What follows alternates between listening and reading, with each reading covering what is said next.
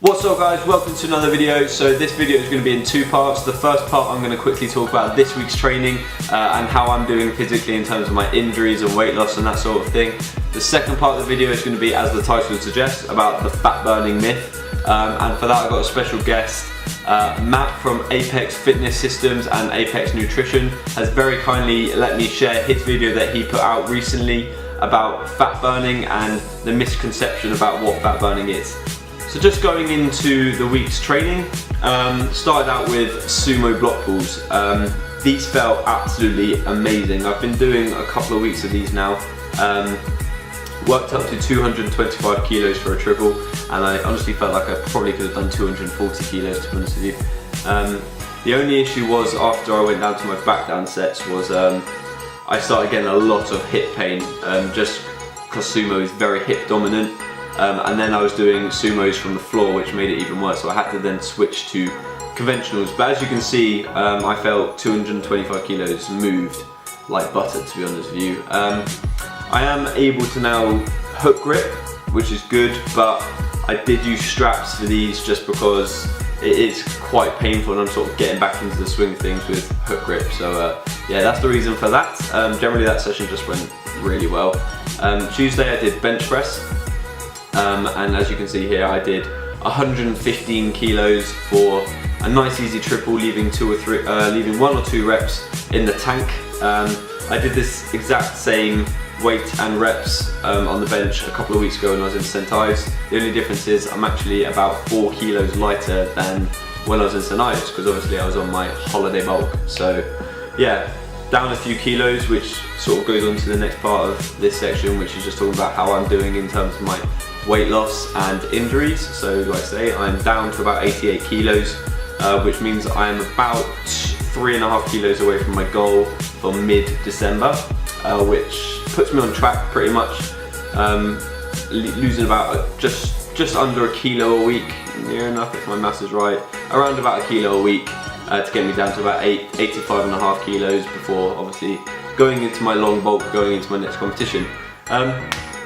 Talking about my injuries now, generally pretty good at the moment. I mean, I've talked about my knee issues that I've got a lot, but I'm now seeing my chiropractor and my physio a little bit more often now. I'm sort of getting a lot of input from them and they're sort of giving me the right sort of corrective exercises to do. And my knees are generally starting to feel a little bit better. It's weird because it started out, the knee pain was definitely on my right knee, and now it's sort of switched over to my left, so that sort of obviously shows there's some sort of imbalance going on and that sort of thing. But yeah, doing a lot of hip stretches, a lot of quad stretches, strengthening of the glute to sort of put the pressure off of the knee. So that's progress. Shoulder injury is now gone, which is amazing because that was really starting to hurt me when I was doing any sort of pressing movements. And my traps are feeling a lot looser, my neck is feeling a lot looser after going to the chiropractor. So generally I'm feeling really good and I'm feeling really healthy. So I'm really excited to introduce this next part to the video. It's Matt from Apex Fitness Systems and Apex Nutrition talking about the fat burning myth. So I watched this video the other day on Facebook and it really sort of struck a chord with me. There's a lot of misconceptions about what fat burning is in the fitness industry, and there's a lot of sort of bogus programs out there at the moment that are sort of saying eat this sort of food or cut out this sort of food in order to burn fat, when that is completely bogus. And I think Matt absolutely hit the nail on the head with this video, which is why I got his permission to be able to share it on my YouTube channel, so I'm really thankful for that. His information is going to be in the link in the description, so go and check out his Facebook page, his website. He is a personal trainer and he is co-owner of Apex Fitness Systems, and just a really smart guy, so I hope you enjoy the video. Hey guys, what's up? So in today's video I'm going to have a bit of a rant. Hopefully it's going to be semi-educational. The topic of the video is going to be on one of the most overused and misunderstood concepts within fitness, and that is the phrase fat burning. If you're looking to become a fat burning machine, you must stop eating these foods. I want to show you my 3 fat burning foods for when you're sitting at the desk. What you just said is one of the most insanely idiotic things I have ever heard. At no point in your rambling, incoherent response were you even close to anything that could be considered a rational thought. So you hear these two words banded around all the time within the fitness industry, usually attached to maybe a certain food. So you'll often hear XYZ food increases your fat burning, or sometimes they will be attached to a certain training program. So you will see somebody say, if you follow my amazing fat burning workout, you'll increase your fat burning, yada, yada, yada.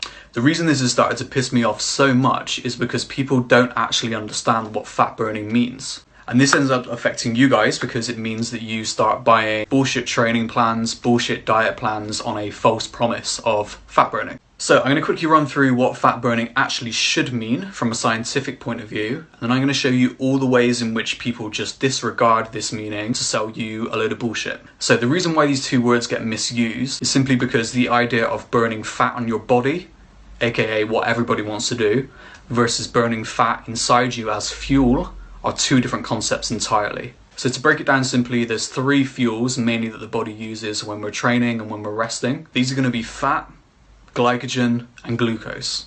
Fat is obviously the one we're going to spend a bit more time talking about today. Glucose is simply sugar, broken down carbohydrates, and then glycogen is the storage form of these sugars. So once you've eaten carbs, they get broken down and stored within your muscle and your liver as glycogen. Now, which one of these fuels you actually use when you're training and when you're resting is a concept known as substrate utilization. So within substrate utilization, one of those three, or a mix of all three of those, will get broken down and used as energy.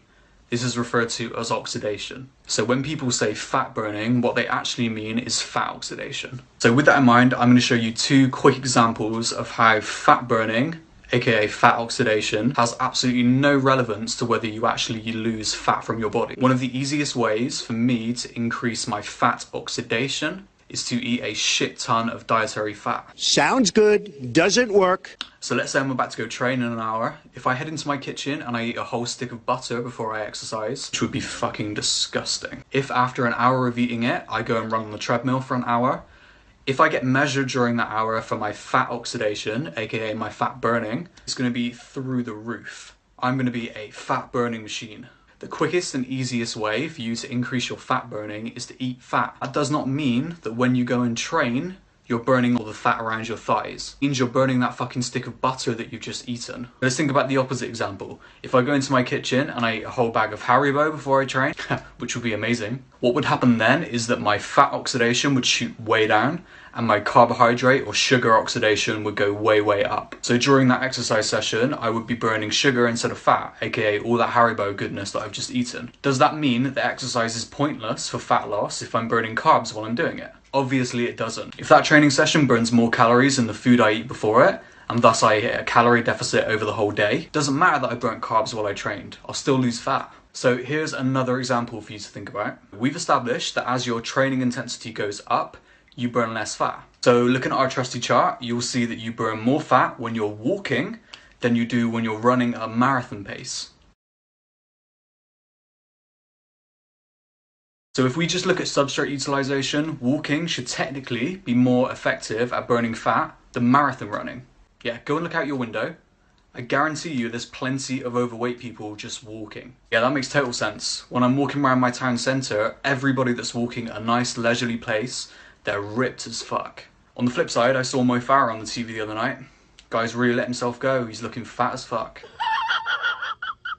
So, based on the interpretation that 99% of the people in the fitness industry have, to turn yourself into a fat burning machine, you need to do fuck all day and eat nothing but pure fat. No protein, no carbohydrates. Eat fat all day and do not move a muscle. Alright, obviously I'm being stupid, but this is all to highlight a simple point. The type of fuel that you burn while you train does not dictate how much fat you lose from your body. All it means is, what fuel are you currently breaking down at the moment? The only way that you can actually lose fat off of your body is to burn more than you consume. There's no fat burning foods, there's no foods that are better for fat burning, there's no foods that stop fat burning, there is only energy balance. If you want to eat a shit ton of fat within your calorie allowance because it helps you adhere properly, then do it. Or if you're like me and you love carbs, pick a mix for life. You can still eat loads and loads of carbohydrates. If you hit a calorie deficit, you still burn fat. Fat burning and fat loss is dictated by calories in and calories out.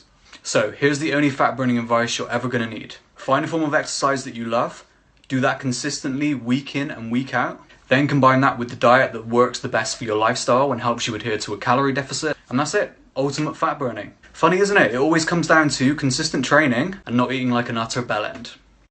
This is the end of this video, guys. I really hope you took something away from that video. Massive shout out to Matt for letting me share it on my YouTube channel.